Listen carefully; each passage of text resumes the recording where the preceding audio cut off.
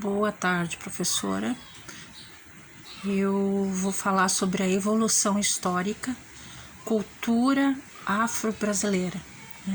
Dominava-se a cultura afro-brasileira no conjunto de manifestações culturais no Brasil.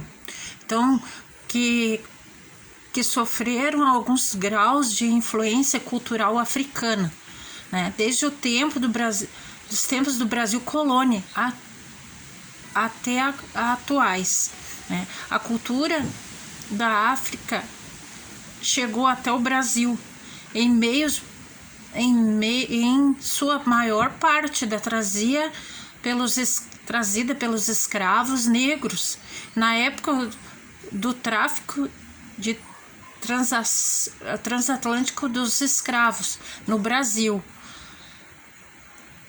Na cultura africana sofre um tempo também a influência das culturas europeias, principalmente portuguesa e a indígena, de uma forma que as características de origem africana na cultura brasileira encontra-se em geral mesclada a outras referências culturais.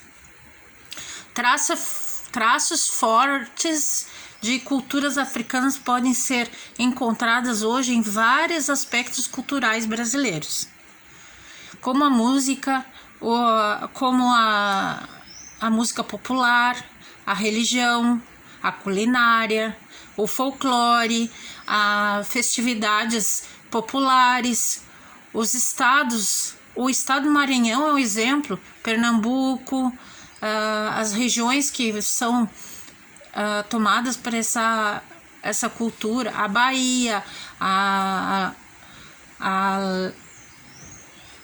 Alagoas, Minas Gerais, Espírito Santo, Rio de Janeiro, São Paulo, Rio Grande do Sul, foram influenciados pela cultura e da origem africana. Então, entanto que a quantidade de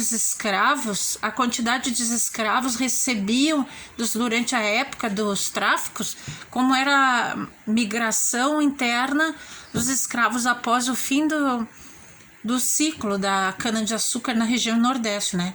E ainda que tradicionalmente desenvolvidos na época colonial, o século XIX, o aspecto cultural brasileiro. Da época, a origem a origem africana passaram, né, processo de revalorização a partir do século XX, que continuou até os dias de hoje, né? A história desses escravos brasileiros, né, africanos no Brasil, são oriundos de várias nações, né? Uganda, em 1830 aparece algumas partes dos africanos, né? De maneira em geral, a época do Brasil colônia, como durante o século XIX, a matriz cultural era a origem europeia, foi valorizada no Brasil, enquanto a manifestação culturais afro-brasileiras foram muitas vezes desprezadas, né, desestimuladas, até proibidas. Assim, as religiões afro-brasileiras, né, e a arte, a manifestação de origem folclórico, como as congadas, assim como a expressão musicais, como, entretanto, o ludum, foram toleradas e até estimuladas. Então, entretanto, a partir da meados do século XX, a expressão culturais afro-brasileiras começaram a ser gradualmente mais aceita, admiradas pelos eleitos brasileiros como uma expressão artística genuinamente nacionais.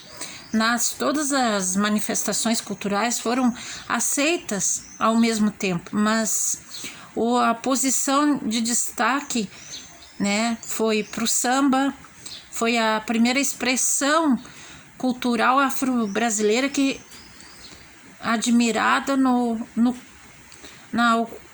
que ocupou a posição de destaque mesmo na população, né, no século XX. Né? Posteriormente, o governo ditadores do Estado Novo de Getúlio Vargas desenvolveu a política de incentivo ao nacionalismo, que nas quais o Brasil, quais o que a cultura brasileira, a afrocultura brasileira, encontra os caminhos da aceitação oficial. Por exemplo, desfiles de escola de samba ganharam uma época de aprovação geralmente. A expressão cultural seguiram os mesmos caminhos, né? A capoeira, que era considerada a própria de bandidos e marginais, hoje é apresentada, tá, como mesma uma cultura de atividade de expressão corporal em geral. Isso era usado pelos negros na época, tá? Em 1953 era usado como defesa, né? E usavam como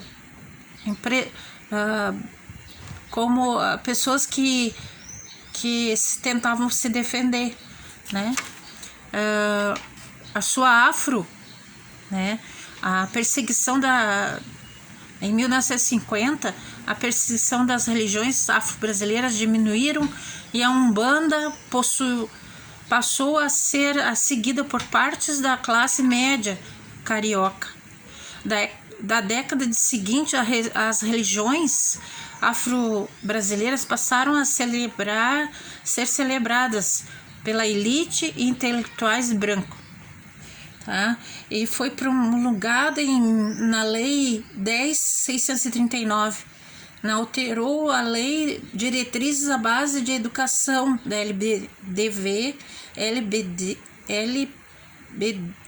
LDB, passando-se a exigir à escola brasileira de ensino fundamental médio, incluindo o currículo de ensino da história e cultura afro-brasileira.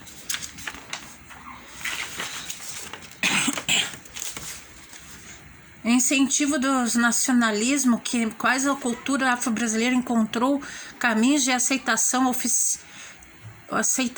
oficina. Por exemplo, desfiles de escola de samba ganharam nessa época a aprovação do governador, através da União Geral da Escola de Samba do Brasil, fundada em 1934.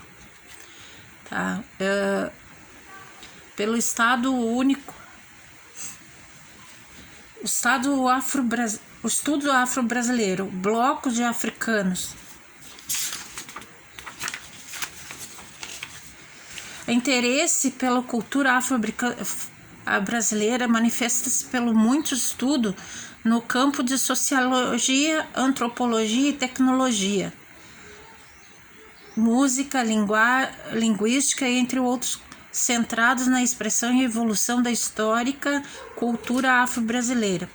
Muitos estudiosos brasileiros, como advogados Edson Carneiro, médico legista Nina Rodrigues, escritor Jorge Amado, escritor mineiro Antônio Olinto, o escritor e jornalista João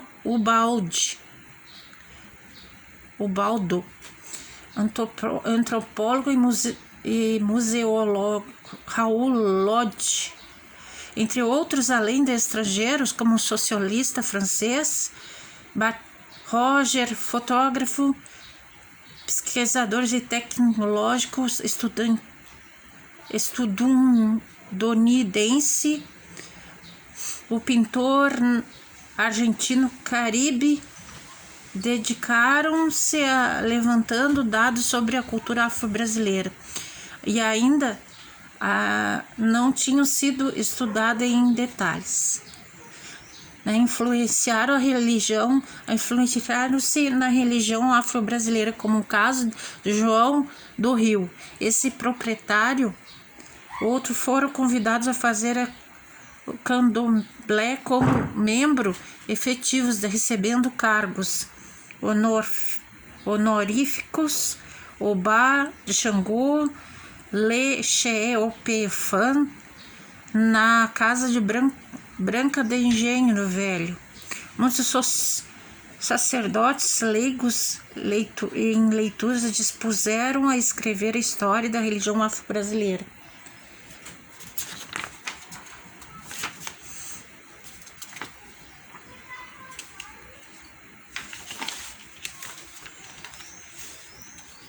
A Alaxé África, conhecido como pano de costa no Brasil, produziu tecelão, lãs de tecer candomblé em Salvador, no espaço chamado Casa de Alaquecá, mestre Didi.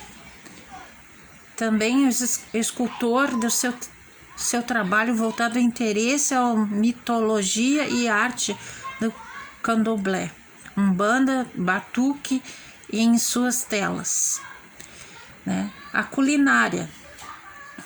A feijoada brasileira, considerado o próprio prato nacional do Brasil, frequentemente citada em tendo sido criada nas senzalas e ter servido de alimentos para os escravos na época colonial. Atualmente,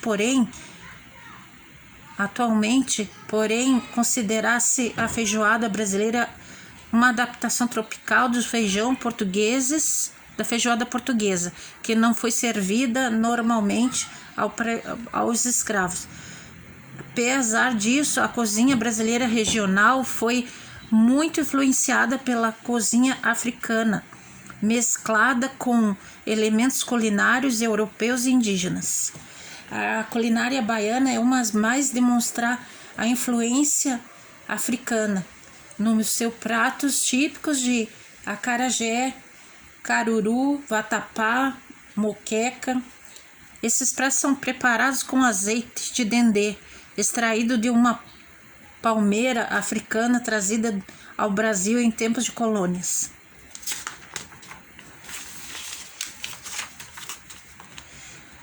Músicas e danças. A música criada pelos afros brasileiros é uma mistura influência de toda a África subsaariana, com elementos musicais portugueses e o menor grau ameríndia, que produzia uma grande variedade de estilo. A música popular brasileira é fortemente influenciada pelos ritmos africanos. Expressões da música afro-brasileira mais conhecidas são samba, maracatu, ijexá, cocô, jongô, carimbó, lambada, machixe, maculelê.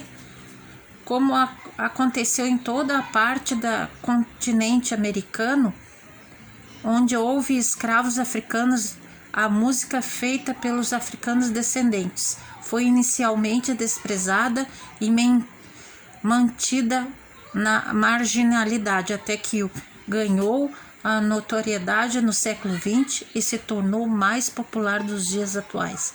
Instrumentos afro-brasileiros: afoxé, agogô, atabaque e berimbau e tambor.